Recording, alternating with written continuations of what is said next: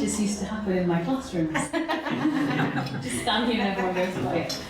Good evening and a huge welcome to our centre. So I'm Sister Marianne. I'm the director of the FCJ Centre for Spirituality and EcoJustice, and we're just delighted to host the Laudato Si Movement and this wonderful event here.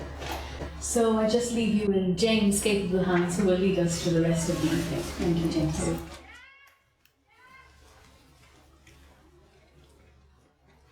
Thank you, Marianne, for that warm welcome and beautiful prayer to start our evening.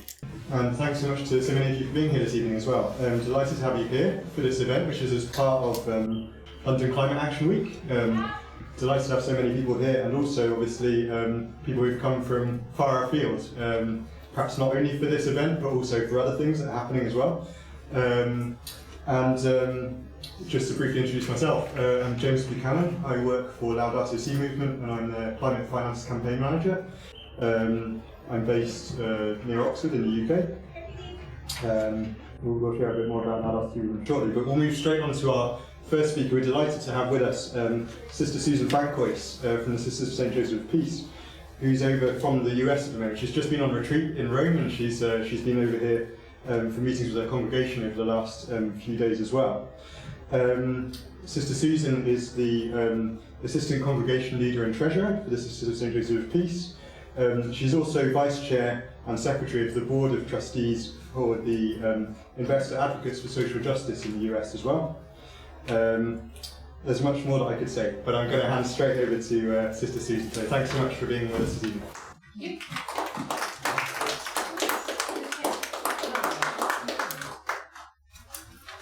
Journey through the chairs there was harder than the one over here. So thank you so much for the opportunity to share our story. I am here. I often say that I've taken on the role in my vocation as the spokesman for the sisters.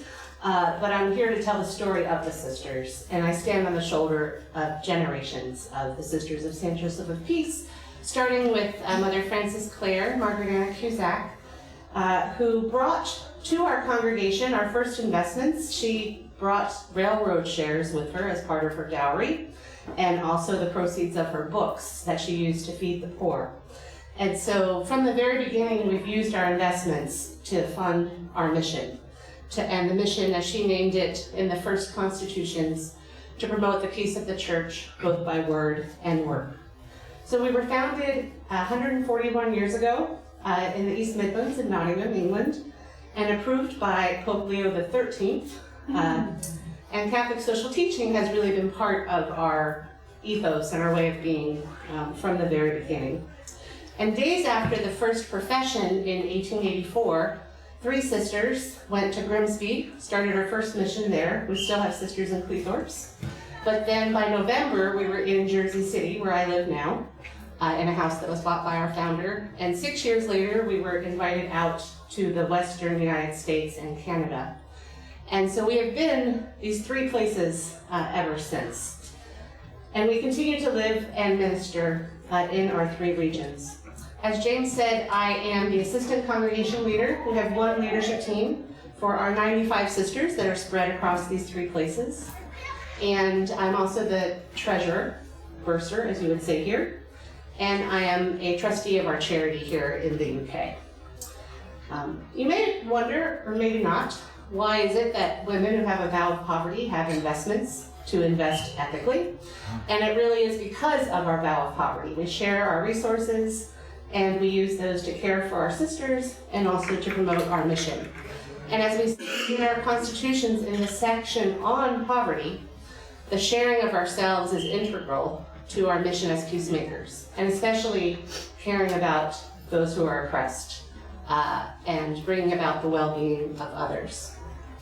And in our constitutions, we make it clear that to live out our charism of peace through justice, that follows also how we use our financial resources. So we administer them according to the criteria of justice and witness to interdependence and collaboration on this path to peace.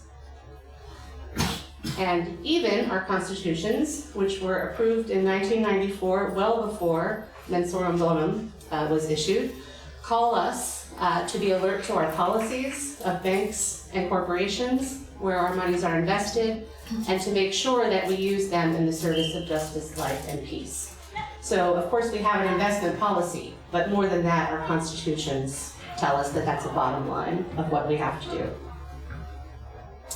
And as we do this, we have our congregation chapter every 6 years. Our next one will actually be in Nottingham next September. And at those chapters, we elect our leaders and we put our path forward for our direction and our focus.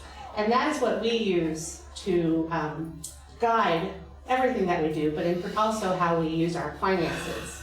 So our priority areas are outlined up here: peace through justice, so we support nonviolence efforts, as our prayer said, so important right now. Care for creation, which I'll focus on a little bit more. Empowerment of low-income persons, especially women. Radical hospitality, and then focusing on the global sisterhood of religious life. And we really try to focus on things that are intersectional and address one or more of these areas. But care of creation, as I'm here at the invitation of Laudato Si Movement, is something that we are very focused on as part of our spirituality and peacemaking.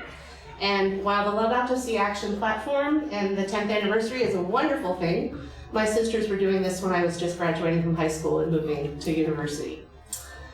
In 1990, our chapter theme was One Creation, One Future, and they committed to explore our institutional and personal practices leading to personal and corporate actions directed toward greater ecological soundness. When I was a novice, I attended my first chapter in 2008, and then later I was part of the core team that implemented this chapter act, and it was focused on care of creation and climate change.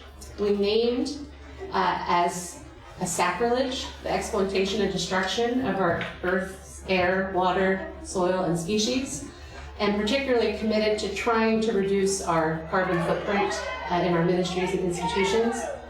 Our U.S. operations, we recognize it's a fiction, but we are at net zero with the efforts that we're trying to do there. It's a fiction, but we have to live with what we have. And then at the next chapter, we commissioned a group to develop our land ethics, which we use to guide all of the decisions that we make, particularly about our properties, and also related to our finances. So with this backdrop, it was no surprise that we were one of the first congregations to sign on with many other congregations to the Laudato Si Action platform. And we currently have 7 different committees in the congregation working on the different areas. And in terms of finances, we have placed all of our financial ministry into the framework of ecological economics. And our 3-part strategy, which we've had for a long time, fits really what the Vatican document in Sorum Bonum calls us to. But the way that we think about it is traditionally we had exclusion. So we have a screening with Catholic social teaching, things that we do not invest in. And also in 1984, at the 100th anniversary of our congregation, we divested completely from weapons. And in 2022, which I'll tell you a little bit more about soon, we divested from fossil fuels. So exclusion is part of our approach. More and more, we're also looking at impact. So our investment portfolio, we've committed 10% of that to true impact investments, and it's across a continuum. Some are concessionary. We're never going to get any money back from them. Some of them are market. And the majority of them are in the climate solution space. And then also our charitable giving, we focus on impact, really with grassroots organizations in those focus areas. And then the third piece, which I think is why I was invited here mostly to talk about, is our advocacy and engagement. So we own stock in corporations. We may not agree with what they do with that stock, but it gives us the right to be at the table. And so through corporate dialogues and shareholder resolutions, we can move that agenda forward. It takes a lot of discernment to know where to be when and which to do. So for example, while we divested from weapons in 1984, there are very few shareholders in the interfaith space that are advocating with weapons manufacturers on human rights. And so we actually went back to our sisters and said, even though we decided to not have weapons, can we buy this much so that after having those stocks for 2 years, we can be in those dialogues?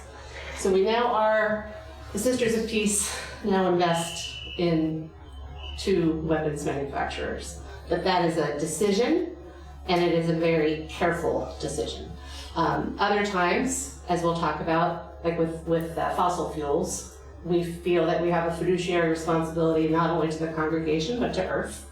And so we're not in those, but we have adjacent industries that we use to advocate. So I think any ethical investor, it's not a black and white decision. You really have to look at what makes sense and who you can partner with in those areas.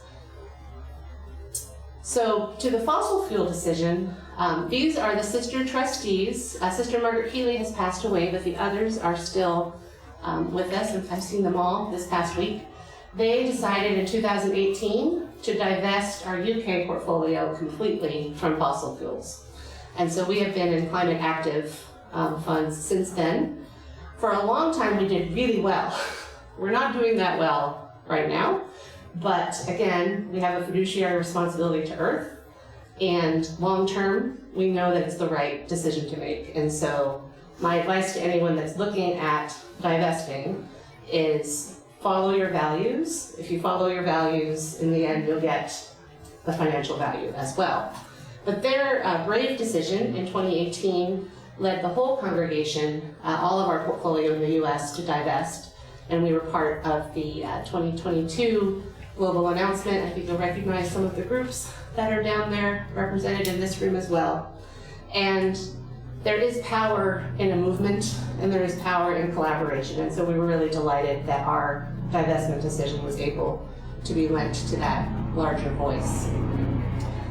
And as shareholders, we actively use our rights to file proposal resolutions at annual general meetings and to engage in ongoing dialogue with corporations. When the announcement was made of Pope Leo, I was actually, when he chose Leo the 13th, or 14th, because of Catholic social teaching, and he's very concerned about artificial intelligence, mentioned that, we were on a dialogue with Microsoft about ethical artificial intelligence as that was happening. So it's just amazing to think about. You don't put that on vocation posters. Become a Catholic sister and you can be in dialogues with major corporations, but that's what we're doing. And we also share our concerns with other investors. Being an ethical, religious-based, faith-based investor, other investors look to us to be a moral compass and to share what those risks are. We always work with impacted communities. I'll tell a little bit about that story to share their experience and to amplify their voice. We may be the ones with the stocks, but sisters have always represented those on the margins, and so that's why we're there. And particularly right now with what's happening in our geopolitical system, it's important to make the faith-based case that these are moral reasons why we're in this arena. It's not a brand new thing that we're doing. Our first shareholder resolution was in 1976. This building here on the left is next door to where I live. So I live in a house in downtown Jersey City, right across from Manhattan, that was bought by our founder 140 years ago. And in 1976, the building next door was the headquarters of Colgate, like Colgate toothpaste. And so we were unhappy with our neighbors who were having advertisements like this with very sexist messages. And so that was our first shareholder resolution in 1976. Many sisters, including ourselves, also were involved with the apartheid boycotts and the shareholder resolutions that moved that forward. And now we collaborate with many people. So sometimes it is a shareholder proposal, other times it's a dialogue, other times it's a letter, like the one that we signed on to for UK banks to stop financing fossil fuels. And through that, we also were able to have a dialogue with Barclays as a I don't think we are a customer of theirs anymore, but we were at that point. And so we were able to have a meeting with the executives to raise our concerns with them. But I think the story I'm mainly invited to tell you about is our ongoing campaign with Citibank, in particular with their climate financing and the impact on Indigenous communities all over the world. And so for 3 years in a row, we received 1 in 4 votes of shareholders on our resolution. So a shareholder resolution actually is just advisory. So the company doesn't have to do anything about it. But again, it's that moral compass, it's the desire to avoid risk. If you have 1 in 4, they listen. And so what we've asked is that they claim that they have policies for human rights, that they have policies to respect Indigenous rights. And so we just wanted them to file a report that says, this is what you say your policies are, this is how you're financing and funding climate projects, what is the impact? To really help us know if they're doing what they say they would do. Perhaps because we're sisters and it makes good headlines, or perhaps because we are persistent, we have gotten, it's one of the quotes, sisters are very persistent, we have gotten a lot of attention for these resolutions in the US and globally. Independent Financial Times, I was on a French news station one year, and it just says to me why it's important that we need to be in this space, because people listen. The vow of poverty includes, the sisters don't want to be on a pedestal, but if people are going to put us on the pedestal, then we can shout loudly from there. And so this last year, the 3rd year in a row, they did finally issue a report, and they thought that that would appease us. They did not consult any Indigenous communities in writing the report. That's the first problem. So the communities rejected the report. But then what they shared was that of the 16 companies that they flagged as posing risks to Indigenous rights, they funded them all. And of 37 that particularly had a particular Indigenous rights risk, they only refused funding for 7. So this led us this year to file it for a 4th time. And they were not happy that we filed it for a 4th time. And so they went to the Security and Exchange Commission and filed what's called a no action letter. This is actually a new movement right now under the Trump administration. Many more companies are pushing back against shareholder resolutions. But we appealed it, and surprisingly, the SEC agreed that their report did not do what was asked. We had one other no action letter that was filed against us by the Ford Corporation. We lost that appeal. So you win some, you lose some. But we were able to bring it to the vote of the shareholders. Unfortunately, the vote went down a little bit. But I really see it as a victory because we were able to file it. And more importantly, we do not present the resolution, we always share it with a member of an impacted community. So one year it was filed by Tara Hooksa from a tribe in North Dakota in the US, where the Enbridge pipeline, you may have heard of that. Last year it was filed by a Indigenous community in Texas with the LNG gas pipelines. And this year, this very brave woman, Olivia Bisa, who is the first woman president of the Chopra Nation in the Peruvian Amazon, presented our proposal. I met her last year in New York City. She and some of her colleagues came to New York to meet with Citibank. They refused to meet with them. But she and her family have had death threats, have faced a lot of human rights situations. And also their people and their land have been impacted already. 6,000 liters of oil spilled last October. Citibank has funded $2.3 billion of extraction activities in the Amazon. And they really are not following the UN guidelines of free, prior, and informed consent. They say that those only apply to nations, not companies.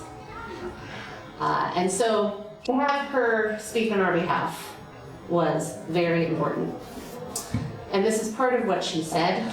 She said, we, the Indigenous people of the Amazon, I've lived through ecological devastation, witnessed decades of pollution, and faced repeated threats to our self-determination due to spills caused by oil companies like Petroperu and their financiers such as Citi. As Catholics, I think it's very important that we lend our voices to the indigenous communities, particularly with the impact of the Doctrine of Discovery. The document that the Vatican issued last year really calls us to accompany the indigenous communities. And so while we did not win, again, it would have been advisory anyway, to continue to be using our power and our voices and our influence is so important. A second resolution that we co-filed on this year with JP Morgan Chase, United Church Funds was the lead filer. The School Sisters of Notre Dame, ourselves, and the Manuel Sisters filed it. They agreed. So they are going to be moving forward with this report. So again, persistence, trying different avenues, whatever we can do with the influence that we have is so important. And so my last message, which is why it's so great that I now get to sit here and hear all the things that you're doing, is that to maximize our influence, we have to be collaborative. We cannot do this on our own. We have to cross countries, we have to cross organizations, and always be informed by the impact not only to Earth, but also to the people who are already being harmed by human activity.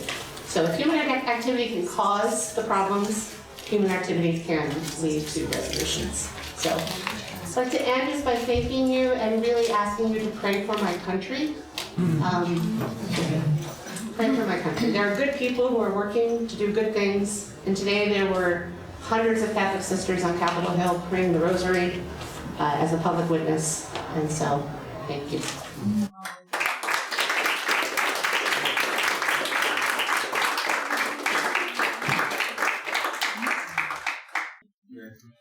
Sister Susan, thank you so much for your leadership, for that of your congregation as well. That's been a really inspiring way to start our evening and to hear more about the different areas of action you've been taking on fossil fuel divestment, on impact investing, on challenging the banks on their financing of fossil fuels, and especially amplifying the voices of indigenous communities as well. So thanks so much for all that you're doing.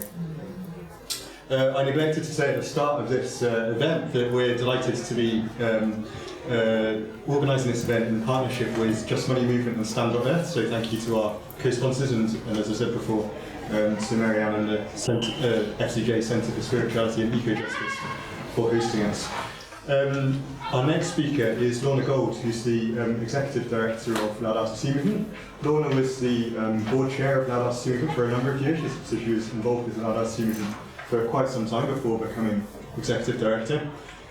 She's worked on these issues before in a previous role with Faith Invest and also working for Troker in Ireland, which is the Irish equivalent of CAFOD, Caritas, where she managed to get the Catholic Church in Ireland to divest from fossil fuels. So, Lorna, we're delighted to have you here over from Ireland, and over to you.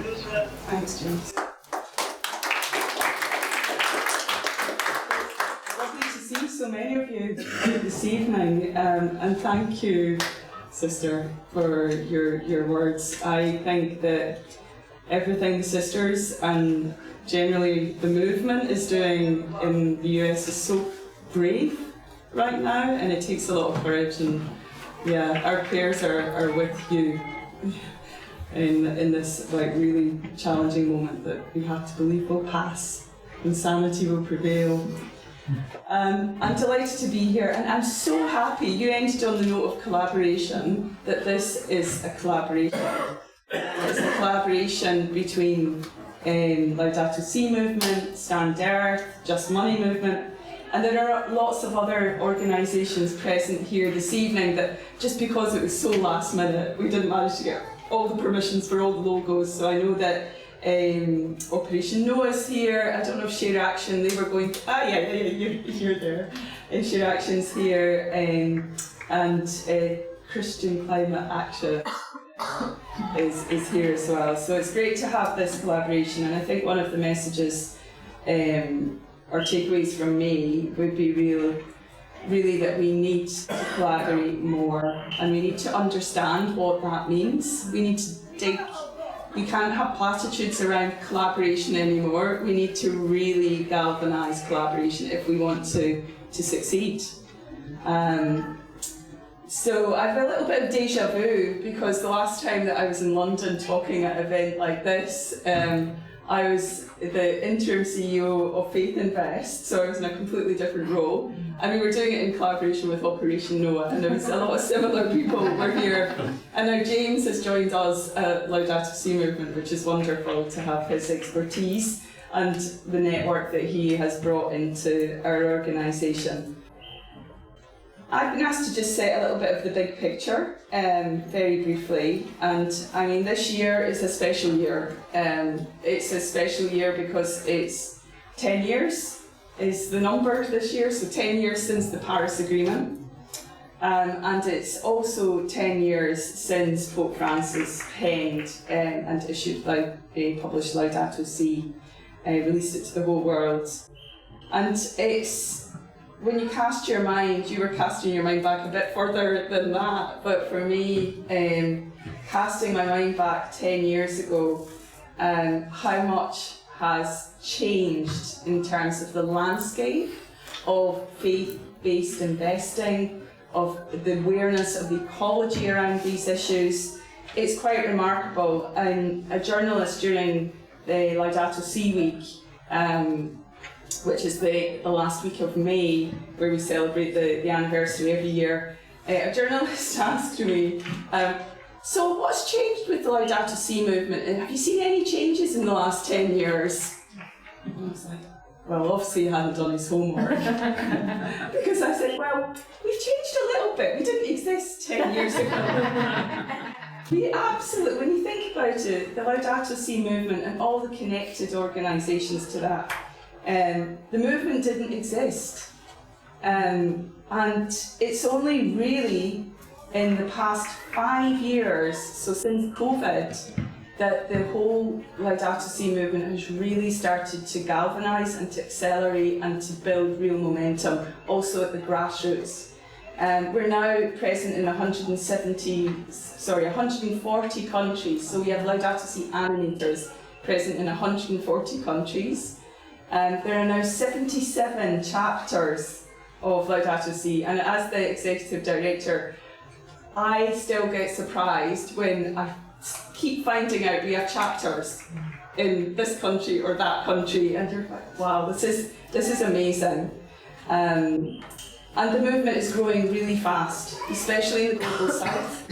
And it's got 3 pillars. One is, and they're interconnected. One is around ecological conversion. It's engaging deeply with the spirituality of Laudato Si. The second one is around action we can take as individuals and communities. So you mentioned the Laudato Si platform, which we're proud really to operate on behalf of the Vatican, which is a really anchor of this work on sustainability. And then the third one is prophetic advocacy. So we have done a lot, and collectively we've achieved a lot. And then when you look at the ecumenical work around this, the multi-faith work around this, there's a lot of work happening, and there's a lot of momentum building despite the roadblocks that we're facing. And some of them are really serious regulatory roadblocks and problems like that. But I don't think the biggest issues we face are regulatory. I think there's still a huge amount of education and awareness raising to do within our own communities, and campaigning. I was looking again at the statistics around Catholic institutions that had divested from fossil fuels in the last 10 years. There's 375, am I correct? That's not good enough. It's wonderful, but it's not good enough. So I think as a community, why do I say it's not good enough? Because there are thousands of Catholic institutions, and in fact 5,000 of these institutions when you count parishes, dioceses, bishops' conferences, universities, hospitals, philanthropies, I could go on. 5,000 of those have signed up to the Laudato Si platform and are producing Laudato Si plans. well, I don't believe that 4,700 don't have investments. So there's a job to do. There's a job to do.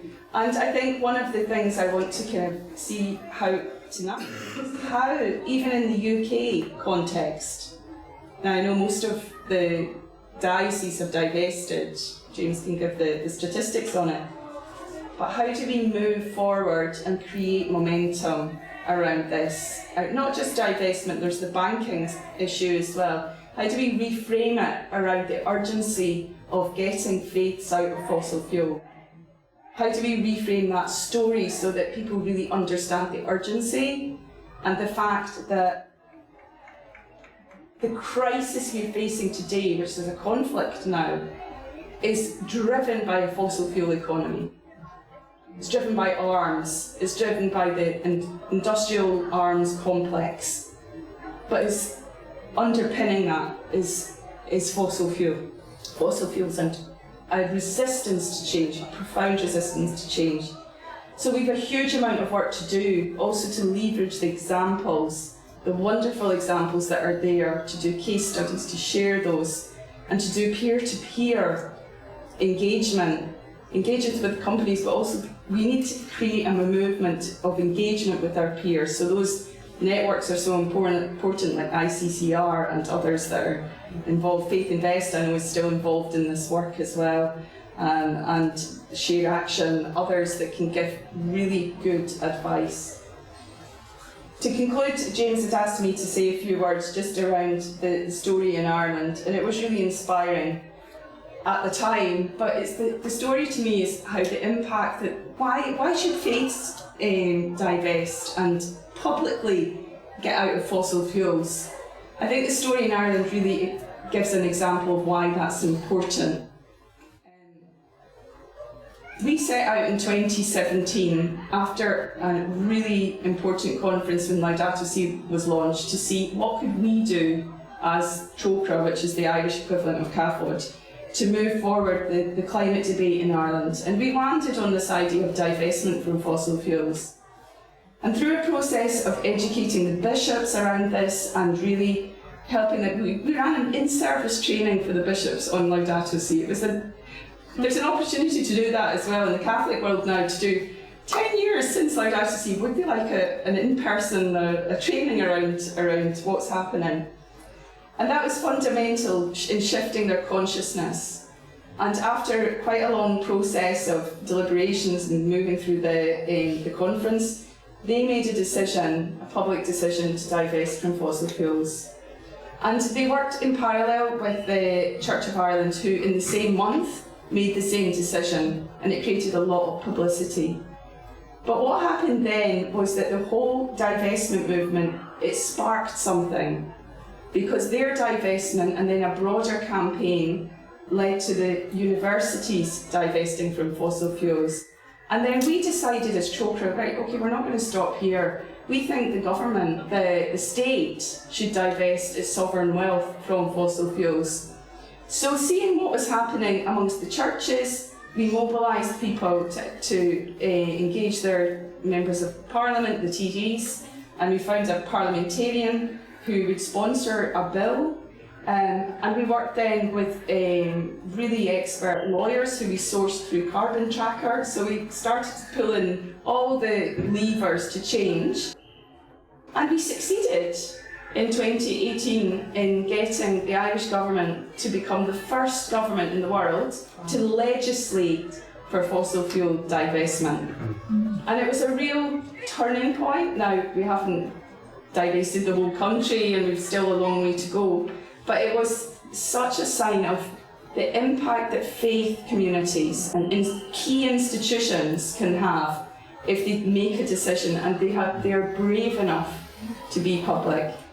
And just on a final note, the decision of the Catholic bishops in Ireland to divest came at a time when they were on their knees due to the scandals around safeguarding, and they were being absolutely pilloried in the media, and they were facing all sorts of issues, and they could have quite easily just kind of retreated into themselves, also because talking of investments in that context is really challenging.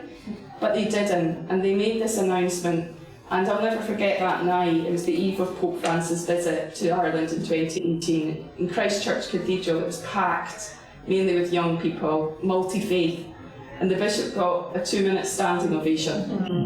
And I was like, I'd say he's the only bishop in Ireland in recent history who's got a standing ovation from this kind of audience. Yeah. Thank you.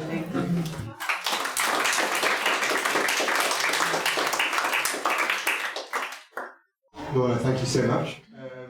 Thanks for the amazing work you've been doing in Ireland on this over several years, and also for your leadership globally as well.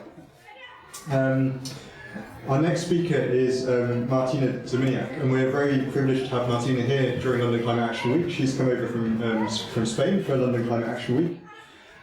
Martina works for Stand.Earth, or Stand.Earth, I'm not sure. I've never quite figured out. Stand.Earth. Stand.Earth, okay. So, Stand.Earth has been really at the forefront in relation to fossil fuel divestment. They manage the global fossil fuel divestment commitments database, but also on banks financing of fossil fuels as well.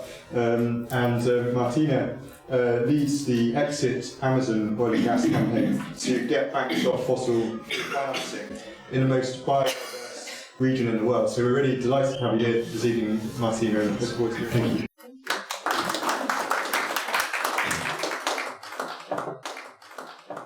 So my name is Martina Dominiak. Thank you again for inviting me here.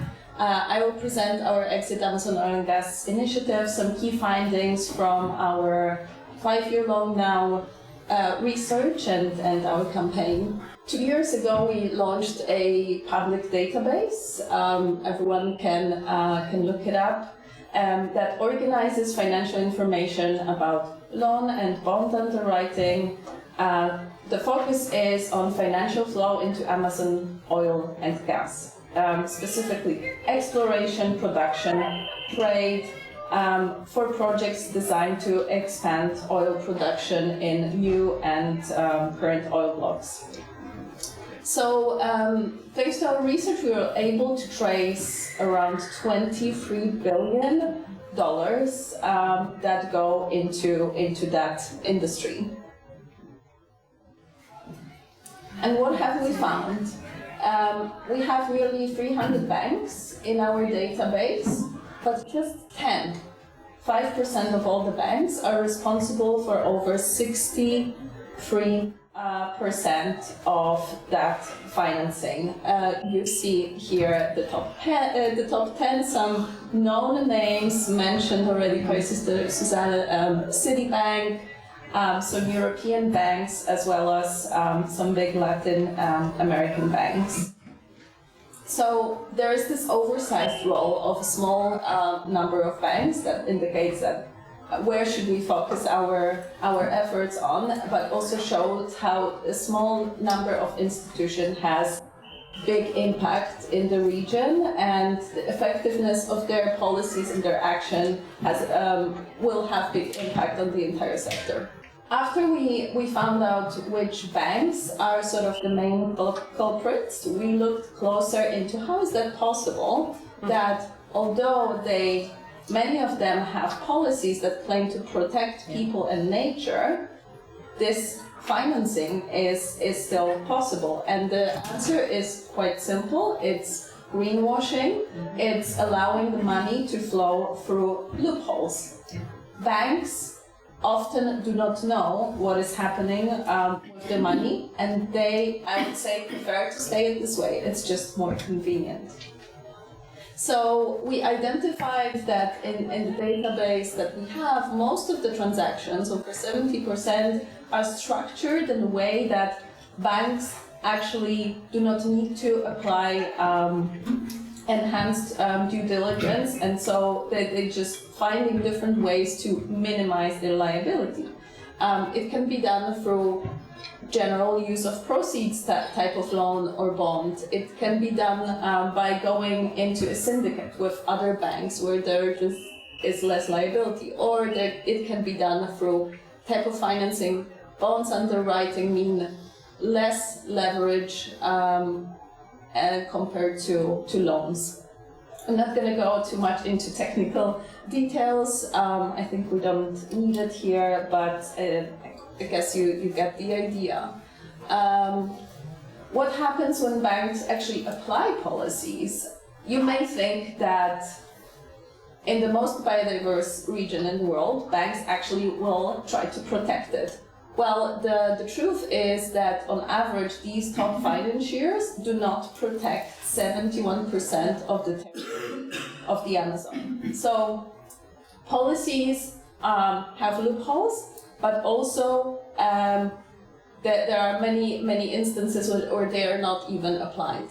There is one positive exception that I wanted to mention here, and maybe some of you will be surprised mentioning HSBC in the positive context, but it was the first bank that actually applied full Amazon biome exclusion for oil and gas, not just on project level financing, but actually on corporate level financing. And our data so far showed that policy was effective. We're waiting for new data right now. It will actually come in a few weeks, so we will see. I'm sort of holding my hope, but also being very cautious. But yeah, I think that was for us a major breakthrough in the case that banks actually can do that. HSBC made a U-turn basically from being one of the biggest top 5 financiers of oil and gas in the Amazon to apply that policy. Let's go a bit deeper into what it means for banks to finance oil and gas in the Amazon. Just briefly, HSBC, that was over 1 billion of direct financing that we were able to trace to companies like Petroperú, already mentioned, that operates in Peru, obviously, and Gran Tierra. Gran Tierra operates also in Colombia, in the region known as Tropical Andes, which is of the very biodiverse Amazon, the most biodiverse region of the rainforest. And in both companies there's a history of ongoing fight of indigenous communities that were not consulted, did not consent to these projects. They're heavily impacted by them, and there's ongoing litigation and different kind of fights. Another bank that I wanted to mention that many of you know here is Santander. Spanish bank, big in the UK, very big in Latin America, 1.4 billion of direct financing.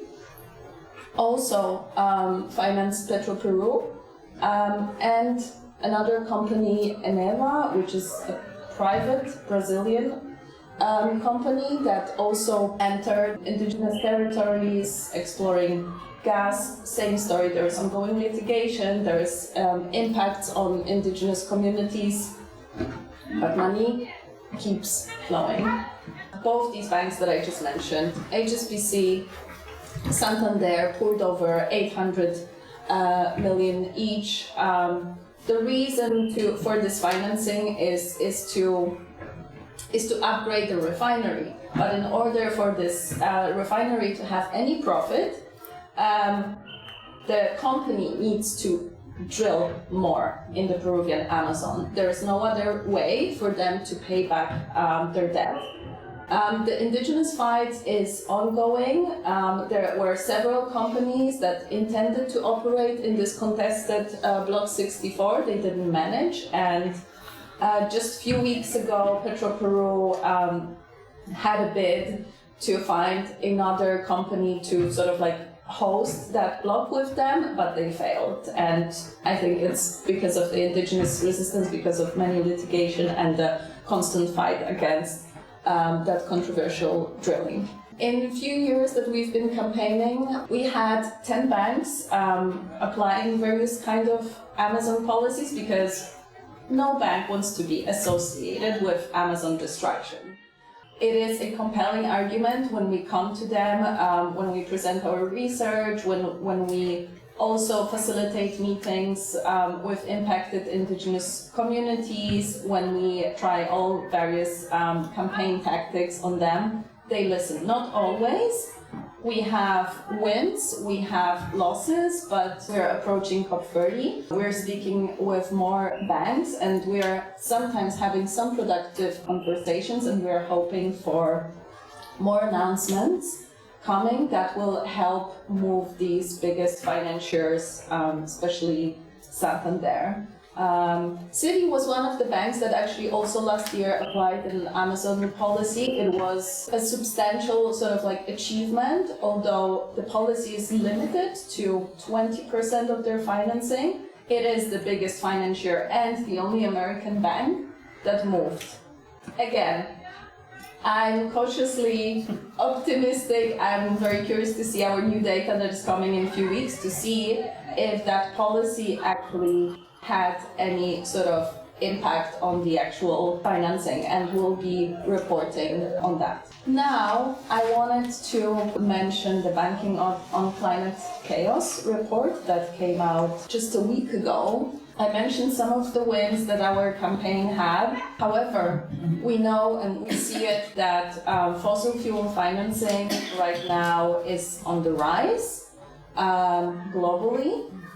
In Europe, the banks that I mentioned both increased their financing compared to 2023. HSBC, 60 billion. Santander, even more, 70 billion of fossil financing. Barclays, however, is biggest in Europe. Interestingly, they are not a big player in the Amazon oil and gas, but they copied HSBC's policy and they applied basically the same quite good exclusion policy.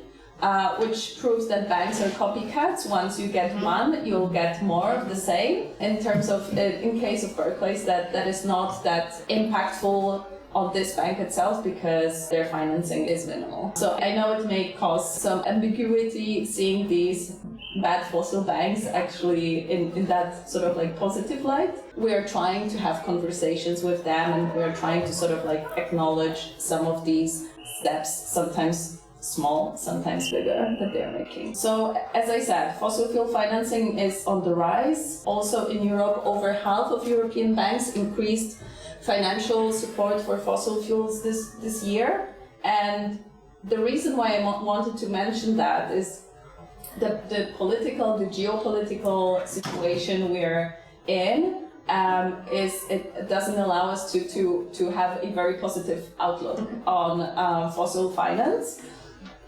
And we all heard, I guess, about US banks backsliding from their climate commitments starting last year.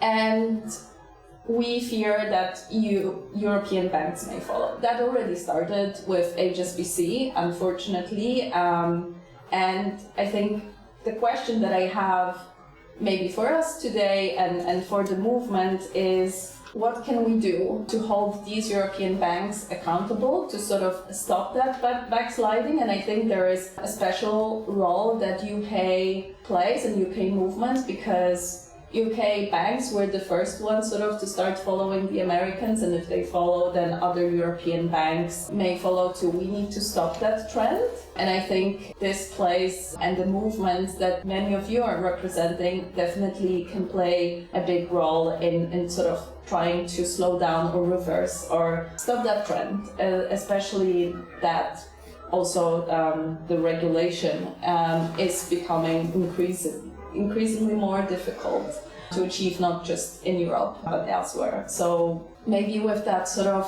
opening question, I will stop. I left some leaflets if you want to download our reports. And yeah, thank you so much.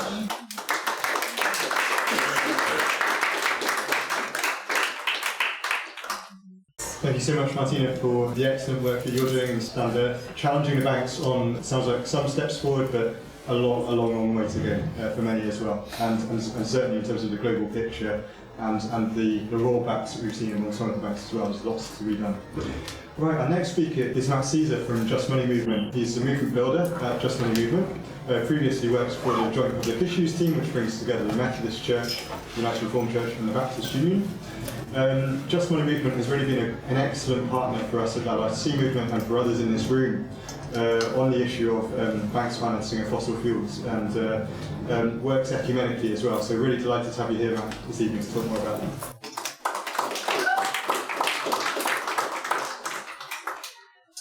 Oh, thank you, James. And I'd just like to repeat that comment that Laudato Si have been a fantastic partner for us, as well as many of the organisations represented here, and a lot of the work that we do. You may have already figured out from my own background, the Joint Public Issues team, Baptist, Methodist and URC, that I'm not myself a Catholic and can't speak as much to that context as some of the other guests that we've had here tonight, but it's been really fantastic to work with Laudato Si and others to help us to reach into that part of the UK Church. At JustMoney Movement, we are denominationally independent and we are cooperative and collaborative across as much of a breadth as the UK Church is willing to work with us, which is a great joy to be able to kind of see lots of different sectors of the Church. Just to say a little bit about who we are and what we do more broadly, our vision statement is for a world where money shapes a fairer, greener future. It's not easy to talk about money, but we can't afford not to. We're going to try and help churches and Christians across the UK to have that conversation about why money is important. So one of our main focuses is on green finance and banking in particular, but we also do a lot of work around tax justice as one of our main areas of priority. Trying to implement those two words in our vision statement, fairer, things that we take to relate to inequality and poverty, and then obviously greener, how the economy can be moved towards a greener future. So in our banking work, we try to approach works at several different levels. In any theory, any movement of social change, you need lots of different actors taking different kinds of actions and applying different sorts of tactics in order to apply pressure upon people with power. So I'm going to talk through a few of our different pieces of work, which all kind of jump in at different points of that theory of change. But more broadly, we believe that money is a gift from God. It's a measure of value that we use for exchange in our economy, but as Christians, we have a distinct moral meaning to that word value or the word worth, which maybe gives us a different inflection on what money is for, and we believe it's there for us to use and steward and apply well in the creation of a more just world. And that means that yes, we do campaign and speak out against banks that are behaving badly, but actually there's a vision of finance that could be really positive. You know, we saw the amount of money just shared that's been poured into oil and gas since the Paris Agreement, but what if that equivalent amount of money could be poured into renewable sector instead, or climate solutions, loss and damage, etc. I know it feels a long way from where we are now, but I do think it's really important for us to keep articulating that vision of finance, of banks. One way of describing what they do is creating value, creating credit. How can we, as the church, be using our voice, our theological resources, but also our institutional power to push things in that direction? So, right down at the individual level, if you go on our website, which is justmoney.org.uk, we have a really practical section on there called Money Makes Change, which is an entry-level introduction for individuals to start thinking biblically about money and how they might use it in the world. And that is theological and biblical, thinking through the reasons why we might engage, but also really practical, focusing in on how we spend, how we bank, how we save, and the choices that are available to us. And one of the things that I think is really impactful whenever we go and speak to people is, particularly those who maybe have taken various lifestyle changes for the sake of the climate, and maybe they haven't thought about money, is the fact that often these financial choices are relatively low cost, low effort, but high impact actions that people can take. So it's not saying, I can't believe you're still banking with HSBC, you know how evil and terrible they are. But it's saying, hey, have you thought about this other thing that you could do that has a much greater impact out in the world than you might have previously considered? And people really respond to that more positive framing, not just as individuals, but as churches as well. And anecdotally, I would say, whenever we go to events, whenever we meet with people, the number one issue people want to talk to us about at the moment is ethical banking. They want to know what are the banks that we should be switching to, how does it work, is it easy, is it straightforward, what are the options? Just as a word of encouragement really, that across the breadth of the Christians and churches that we're meeting with, this is something that people are thinking about. And I think it's in no small part thanks to the leadership of Laudato Si, Operation Christian Climate Action, other groups who've particularly worked on divestment. Banking is the next step. So to that end, we also produce this guide every month, our Greener, Fairer Banking Guide, in which we present currently 4 options of banks who don't invest in fossil fuels and have accounts that are suitable for churches. Again, I appreciate it's slightly more complicated, usually in the Catholic context, depending on where the decision needs to be made as to who you bank with. But this is a really, really valuable resource, not just looking at the climate considerations, but other ethical considerations and practical things as well that you might need to think about. And this gets updated every year. I've got some copies with me now if people want to take them home, but you can also download it for free on our website. We're hopeful when we update in October of this year there'll be a few more than 4 options. But as we engage in each of these levels, yes, okay, we might hope that the large banks that we saw on that list from Banking on Climate Chaos might reduce their financing or eliminate it completely, and they might move a little bit closer towards the more ethical end of the scale. But actually, if we can encourage the smaller challenger banks who have these ethical policies and maybe don't quite have the scale to grow to the level required, if we can support them with our custom when we switch, if we can advocate for them in sectoral reform and our political advocacy, if we can help them to grow in size, then they also move along the scale. And over time, gradually, maybe not always in a linear fashion, but the sector as a whole shifts and the options that are available for us change. I'm just going to talk about a few different campaigns that we've been involved with to that end as well. So at the individual level, together with, again, lots of the same names coming up, Operation Noah, Christian Climate Action and Just Love, we've been running a campaign called the Big Bank Switch, which is all about building a movement of individuals switching their banks together. This is one of the key points about churches and institutions, which is that we bring our money together and we bring our power together and we bring our voices together, so that when we act in concert, in union, we're able to make much more of an impact than just as isolated individuals. So big bank switch.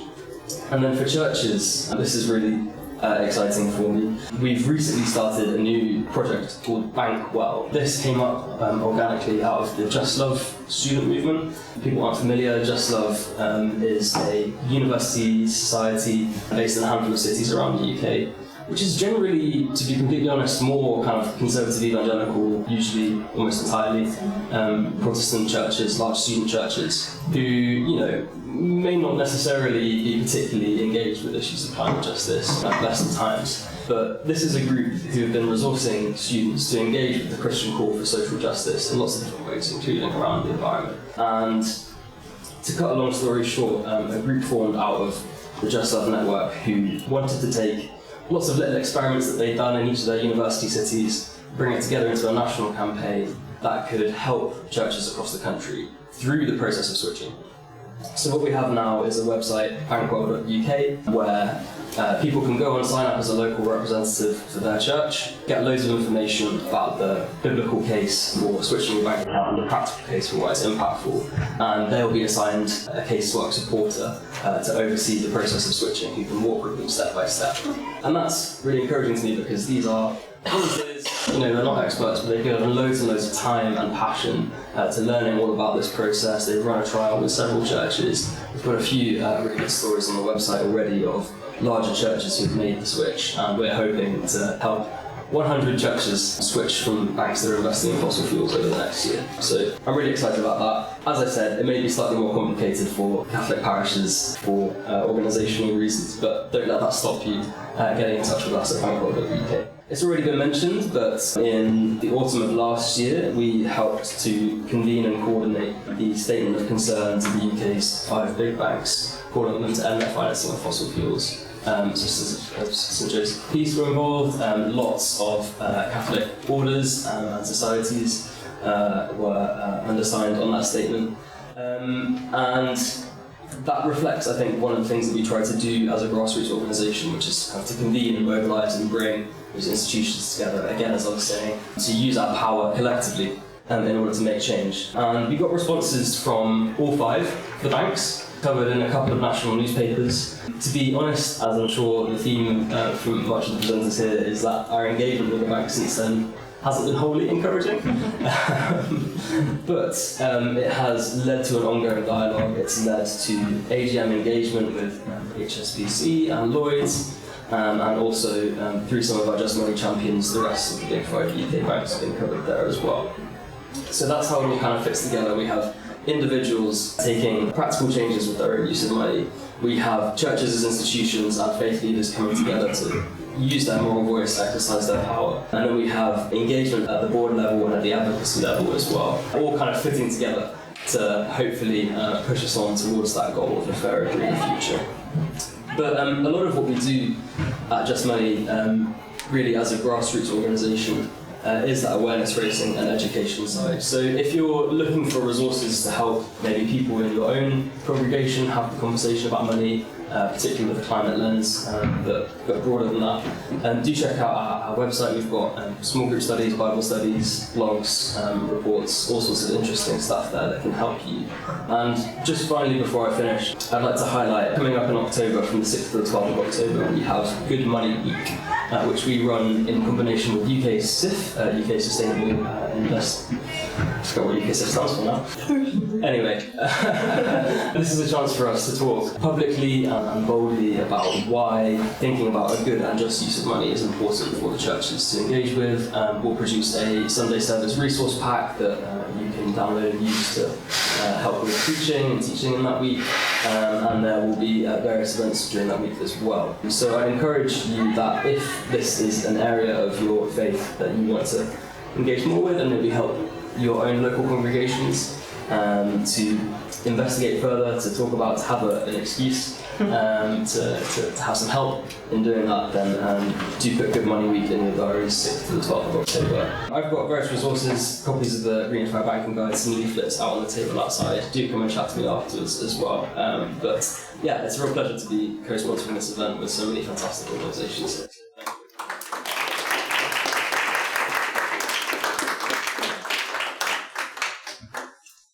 Thank you very much, Matt, and thank you to you and the whole team at JustMoney Movement for the excellent work you've been doing. Thank you for your leadership in the UK, bringing many different organisations to speak out on these issues, and for the really positive message as well in terms of the alternatives that are there, because these alternatives are there, and it's perhaps one of the important things that you've talked about is how do we raise awareness of that, how do we encourage more individuals and institutions to look to these alternatives as well.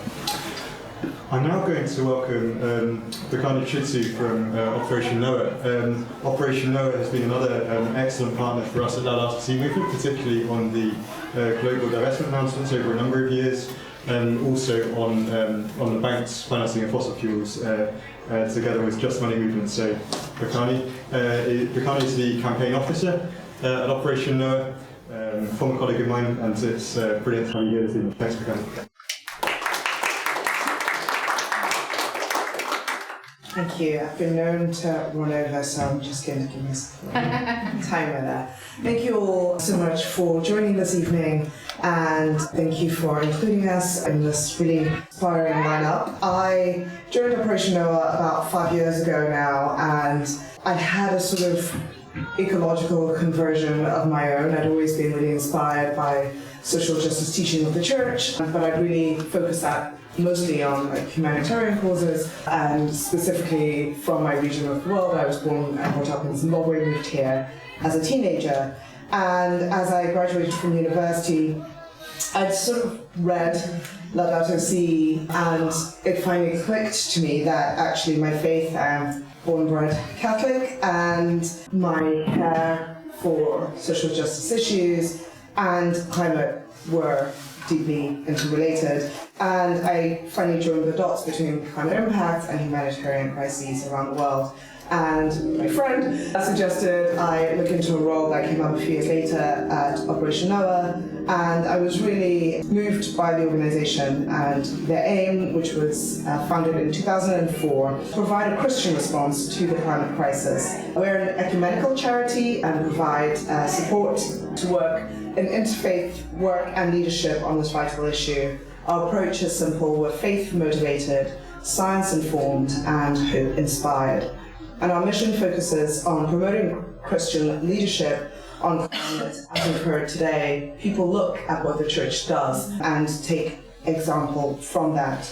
So we want to really support a rapid shift to 100% clean energy. We want to unite Christians across denominations for action, and we create resources that support that, and also mobilize churches and Christians at key decision-making moments within churches and also where possible nationally as well. So I'll mention the mass lobby that's coming up next month as well.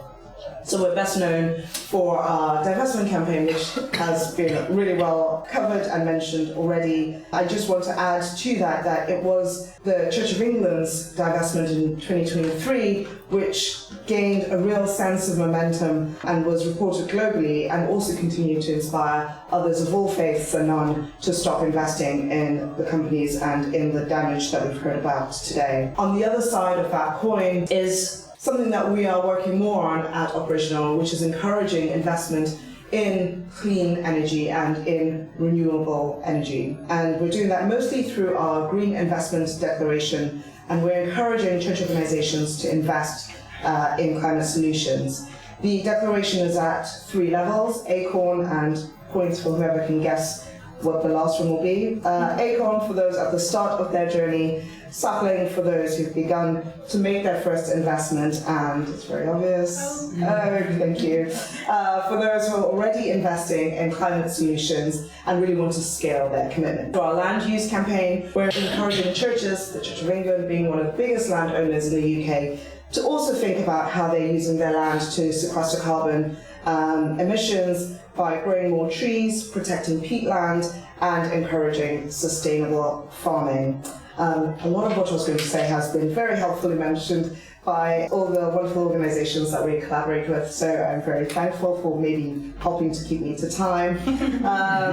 I want to say that all these campaigns have something in common, which is not really overly comfortable as Christians for us to do, which is they call on us to talk about what we're doing. So I've been so inspired by some of the things that we've heard about today, and I often think, gosh, I wish this was the version of Catholicism I saw in media, and it's something I talk a lot about. But I want to encourage us today to think about how we can take our actions, whether we're sharing them as simply as whatever social media you're using, and I'm not going to judge what age group that makes you, but it does help to inspire hope, especially at a time when it's very easy to despair about what tangible good we can do. So I want to use the example of the bank switch and how you might want to go about doing that. So you may want to move from one of the banks that we have heard is funding all the devastation globally and particularly in the Amazon. You may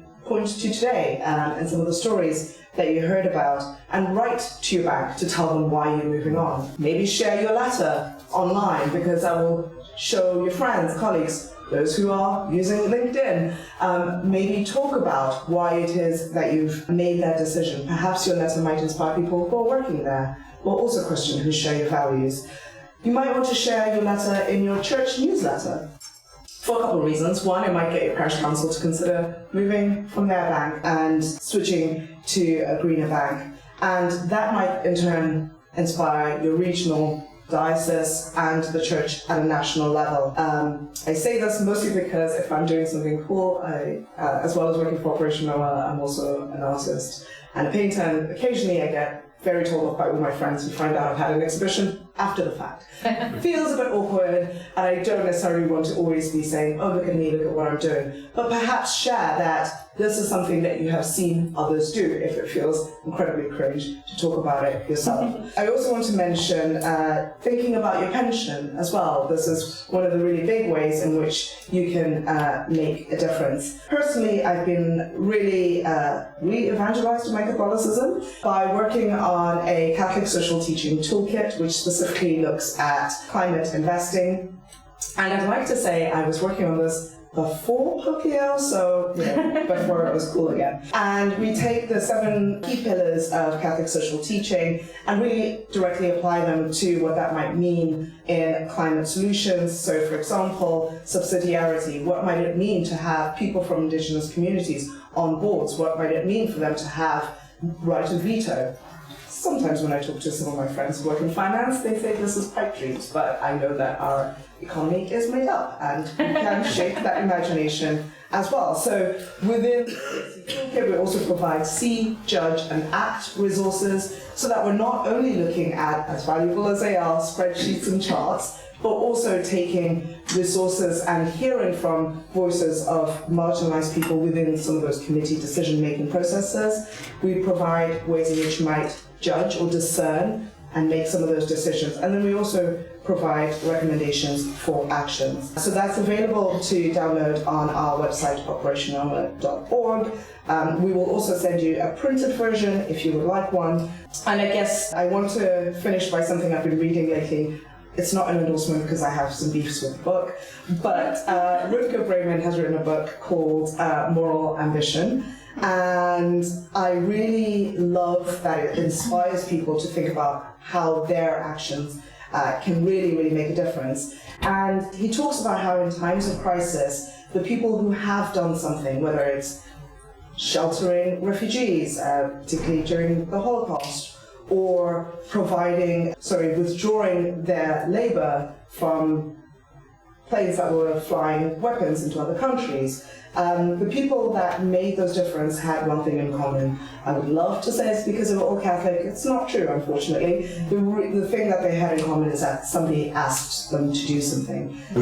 What I'm asking you today, so that you can't get out of here and say, nobody ever asked me to think about these things or think about what I can do, is to do something and think very concretely about how you might respond to the climate crisis. Thank you.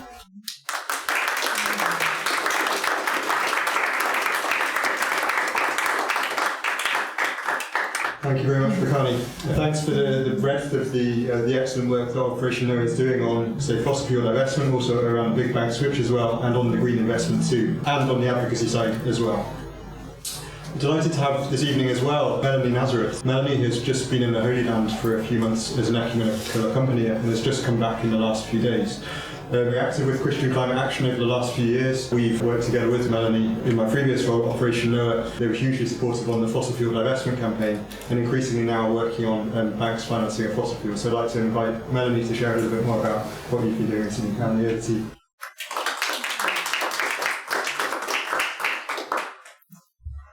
It's really good to be here because it's great to connect with people, but it's also really good to see people who are willing to give up their evening for this sort of thing, because it means that there are people who are committed and who are interested in this topic. And it's people like you that will make the difference. So for those of you who don't know Christian Climate Action, we are a movement, but actually more like a community, a grassroots community of activists. We're a non-violent direct action group, and we do all sorts of things, from traditional protests and supporting other groups and engagement in campaigns, through prayer protests based on the sort of thing that Martin Luther King advocated, through pilgrimages, and all the way to civil disobedience. So we work, as you will see from the sign, quite closely with Extinction Rebellion, and that has been a big change for us in the last 5 years in the way that we see what we do. One of our campaigns, which is what I want to really tell you about, is this banking campaign. It's focused primarily on the Church of England at the moment, but were you, as Catholics, to want to look at targeting Catholic dioceses, we would be really happy to have that conversation, because we have a specific group called Catholics for Christian Climate Action, but we're not really big enough to be able to take on organising very much of this sort of thing. Whereas we have lots and lots of Anglicans who are very happy to take on their own church. And actually this campaign was kick-started by Rowan Williams, who wrote a letter in support of this, and we were able to press release that as the kickstart to this campaign. What we're doing really is to try and persuade church organisations, starting with dioceses, not to bank with Barclays. If we can move them from Barclays, we can move them from other low-hanging fruit like HSBC and then Lloyds, but Barclays is currently where we're focused. And how do we do that? We started by writing letters, and some dioceses responded. In fact, some dioceses actually were there already before us. Some began the process as we talked to them. Some engaged in dialogue, but lots of them didn't answer. So what did we do? We decided that we would read out very loudly our email in the cathedral. We would record it and we would put it on social media and tag Cathedral. So that was our first step. Hasn't been completely successful in that. Not every diocese has responded by coming back to us and engaging. But we persevere. We hold vigils at cathedrals across the country. These will vary from groups of maybe 15, 20 people to Sophie, who did a Greta Thunberg outside Ripon Cathedral, and they will continue. So we will continue holding them in an effort to persuade these cathedrals to take us more seriously. The other thing we do alongside this in our campaign is to take people to branches of Barclays and to hold prayer vigils outside Barclays branches. We've been doing this for quite a long time to put pressure on individual banks and their managers. Some groups will hand in letters, some will just stand there, some will pray silently, others will engage the public. It's down to the people who do it. This is important because I would like to invite you to join us in this campaign. We have a brilliant, on our website, we have a brilliant action pack, which will help you get this started, but you can join existing actions. You can come to us and talk to us about where you are, what you might want to do with the cathedral, or even just your local branch. We have a website, christianclimateaction.org, not very difficult to remember, or you can email us at christianclimateaction@gmail.com. So join our community. Just come and pray with us. Thank you.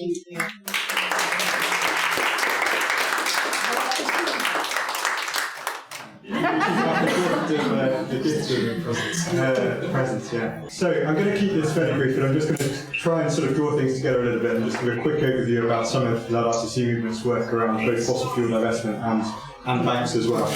Yes, as has already been mentioned, I think this evening in many ways, I think shows very much that we're part of a big global movement. And it's been wonderful with all of the different speakers, Susan from the US, Martina from Spain, Lorna from Ireland, and others from across the UK, and the ecumenical movement as well. And we really we have worked as Laudato Si Movement, as part also of a multi-faith movement as well. And so over the last few years, we've coordinated together with our friends at Operation Noah, World Council of Churches, Green Anglicans and Green Faith, a series of global divestment announcements. And this was the most recent one in November last year, where 27 faith institutions joined the announcement. They included the first Catholic diocese in France to announce their divestment. So I guess the movement is in slightly different stages in different places, and so it's great to see some countries where, for the first time, we're seeing Catholic institutions and others divesting from fossil fuel companies. So, and in the UK, this is where we are. So we're now at a point, and I hope Operation don't mind me borrowing the excellent graphic, but this shows us where the Catholic dioceses in England and Wales are now. The majority, as you can see, have now divested from fossil fuel companies. There are 2 that don't have fossil fuel investments but haven't made a firm commitment not to invest in those companies in the future, and then there are 6 that are still investing in fossil fuel companies. So if you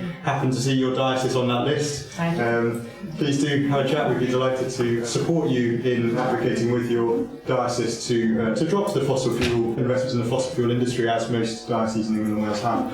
And the Catholic Church in Scotland is now fully divested ahead of COP26.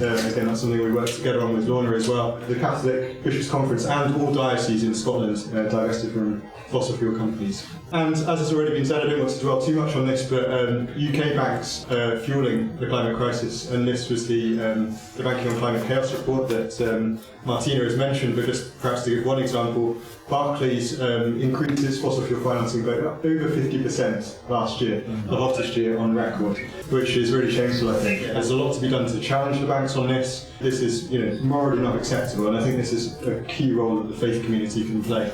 I think, when you look at any of the high street banks in the UK, they're all sort of falling down when it comes to this. Barclays and Santander has already been mentioned.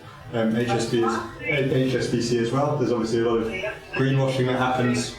But also some of the other banks that we, maybe are not financing at quite the same level. NatWest, for example, created a bit of a loophole in its policy over investing in oil and gas companies, and is continuing to lend to BP, which has watered down some of its climate targets in the last year. And Lloyds, which is actually probably the bank where, if you look at the big 5 UK high street banks in the UK, it's probably the one where you would hope they might be the first to stop financing fossil fuels. But last year, the UK regulator banned a misleading climate ad from Lloyds. So there's a lot more to do for all of them. Just in the last couple of months, we worked again as part of a broad movement with friends at JustMoney Movement, Operation Noah, partners from the Philippines and from organised. There was also, I can see someone from Share Action there as well. This was outside the HSBC AGM, and we were doing it to stand in solidarity with Bishop Jerry Almanza and the community he works with in the Philippines. Bishop Jerry is the lead bishop on Laudato Si for the Catholic Bishops' Conference of the Philippines. And he was raising concerns about HSBC and also Standard Chartered financing fossil fuel expansion in the Verde Island Passage, which is one of the most marine biodiverse areas in the world.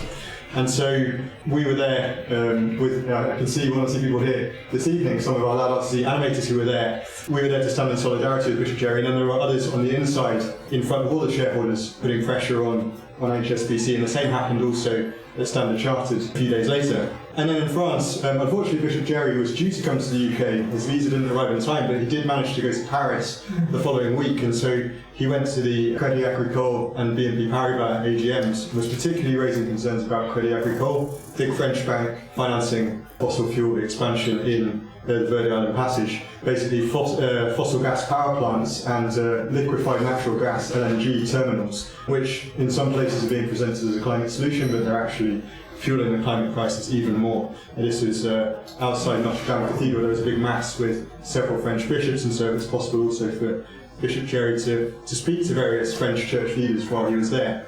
The statement has been mentioned, and so we thank again Sister Susan and the congregation and all of the Catholic groups, religious orders, charities that signed on to that statement of concern last year.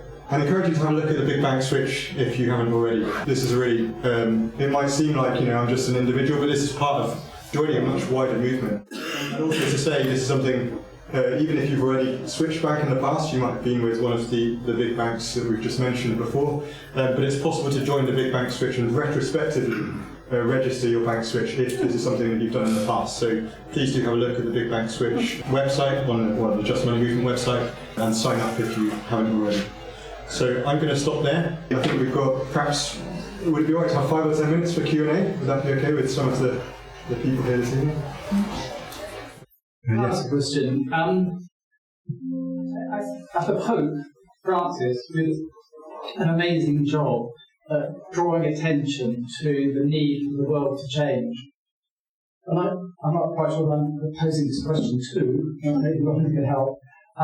But what I don't understand is why dioceses are allowed to continue to bank with banks that are investing in fossil fuels, why they are able to keep on investing, and why there can't be some sort of directive to say you must move away from these things. If it was a corporation, then that would happen. But I just don't understand. I'm a Catholic, by the way, so I just... Yeah, maybe you can. I can start and you can respond. It's just not how it works. The Pope doesn't have that power. The Vatican doesn't have that power to give directives on the financial topics. They can issue teaching and directives on other matters, but not on finance. So the teaching, and I mean, you probably know better than me, there is a document which was released called Mensurum Bonum, but it's not an official Vatican document. It didn't get through the structures of the Vatican in order to become an official Vatican document. It was then became an advising, like a kind of position paper of the Pontifical Academy of Social Sciences, which is run by Cardinal Turkson. So it's a good document in terms of guidance, but the Church, like the Central Vatican, is very dependent on individual bishops' conferences. Like, when it comes to the use of their funding and finance, each bishop's conference can issue guidance and can issue. I'm not sure if it can be. I think it can be binding. They agree, but yeah, it's more. The power is more at the bishop's conference level, right, to issue guidance to their financial officers in the diocese. I know that's the way it's worked in Ireland. But yeah, it's because the church isn't a multinational organisation or multinational company, doesn't it? Like people seem to think it could operate like the Pope's like the CEO of the church. Not quite as simple as that. And also, there's a movement to allow a greater, the synod on synodality and participation. So it's like we have to find a balance where you enable the local churches, informed also, so you see the importance of our campaigns, informed by the campaigns of people who are lay people, religious in the church, to kind of bring these things up to the local bishops. Yeah. And that's how it kind of always percolates upwards. So that's, sorry to disappoint. The Pope can issue strong statements though, and can do symbolic things as well, which are important. Thank you. Thanks for that. And I think I could probably add a little bit to that as well. So, in terms of the Catholic Church, I think Matt sort of alluded to it as well. I guess in the Catholic Church, I mean, this, in some ways it's a good thing. There's very much within Catholic social teaching the principle of subsidiarity, so sort of decisions being made perhaps more locally, not everything being completely sort of hierarchical or centralised in that sense. And so, each diocese has got a sort of board of trustees that makes investment decisions, for example. But I think in a sense, I think perhaps when we look at the movement around banks, perhaps we're at a point a little bit similar to where we were with the divestment movement a few years ago, where, go back a few years, I think it was almost, it was just, I think it had been accepted, if you want to call it accepted wisdom for quite a long time, that, you had sort of ethical investment restrictions, but I think a lot of faith institutions hadn't really thought about fossil fuel companies as being a sector that you wouldn't invest in. And perhaps in a slightly similar way, I think banks are very good at greenwashing in a quite similar way to the fossil fuel industry. And so I think there's a really important role there, and that's again where I think as sort of individuals as well, as Catholics, as Christians, where we can voice these concerns with our church leaders, with our bishops, with our parish priests, and so on, and hope to influence things that way. I personally, on a personal level, found it really inspiring hearing from Bishop Jerry Almenaza from the Philippines, and we try to also make some connections to enable conversations with church leaders also here in the UK, for example. Because just as an example, HSBC, one of the banks that Bishop Jerry's been raising concerns about, there are 8 out of 21 Catholic dioceses in England and Wales that are banking with HSBC. And so, if we can really amplify, if we can share that story, share that message from Bishop Jerry, that's really important for our church leaders to hear. I have to say, I was just going to do the video, and I'm shocked to be so freaked out by what you've all. I've never heard of any of this at all. Is it not possible that a lot of these bishops have never heard about what's gone on? I mean, I'm with First Direct. I don't know whether they're part of HSBC. Sorry, just doing the wrists. I just thought. I mean, greenwashing is a thing I do. I have shares and what have you.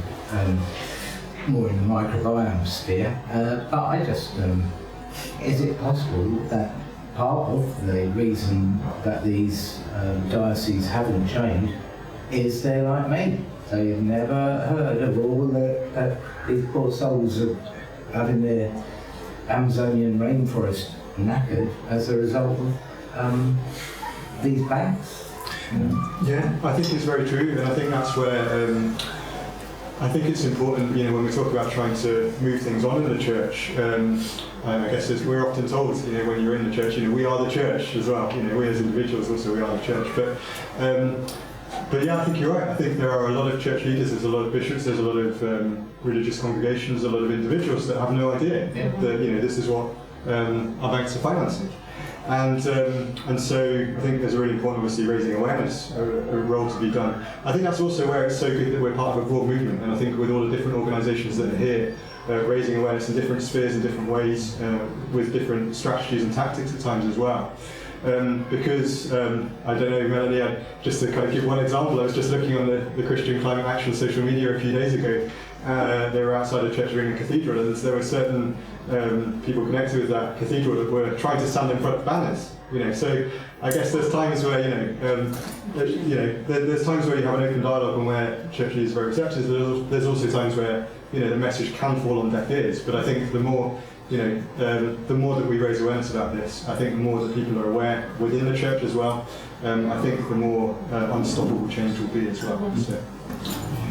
Just a related issue to the divesting from monies that are part of the problem, or a big part of the problem, moving away from our dependence, or church's dependence, on fossil fuels, the energy. Yeah. Because I think most parishes and most institutions in the church in this part of the world are heavily dependent on fossil fuels for heating and energy, and also their vehicles.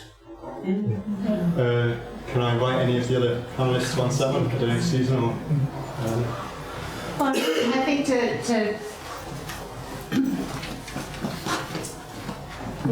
I think that's a good point. So I think we really need to look at what our actions are. So do we have electric vehicles? Do we have hybrid vehicles? Can we put in solar panels? Whatever those issues are, it's just as important, definitely. And just to say on that, the Laudato Si Action platform is a really useful institutional tool that any institution, so it starts with the level of family, however that family is, and then all the way to, you select your institution type, so religious order or parish or whatever, and then the idea is that you produce, as you talked about, a Laudato Si action plan. So it doesn't happen overnight, and that's the really important thing, I think, for church institutions maybe to get. That it's not that you have to just go out, because there's maybe not the manpower or the women power to do it. You don't need to go out and do everything immediately, but you need to make a really good plan now of how you're going to shift. And I mean, I could talk more about what's happened in Ireland, but we really went for this in terms of the churches and the solar panels and making the plans. And the other thing we went for is biodiversity in the churches and the grounds. And it gathered lots of momentum. Like we put in place this plan, or we proposed to the bishops when there was the biodiversity conference that they should adopt a target of 30% of church lands returning to nature by 2030, because the target globally is 30-30. And they went for it. And when the bishops went for it, and the parishes started to get on board in collaboration with Procra and Laudato Si Movement, the local authorities got in behind us. Because they were amazed, because now I don't know what it's like here, but in Ireland there's local authorities they've put in place all these resources for climate change and biodiversity, local officers, and they need the groups and they need the communities to actually do the work, to engage in the work, and it's been the most successful programme.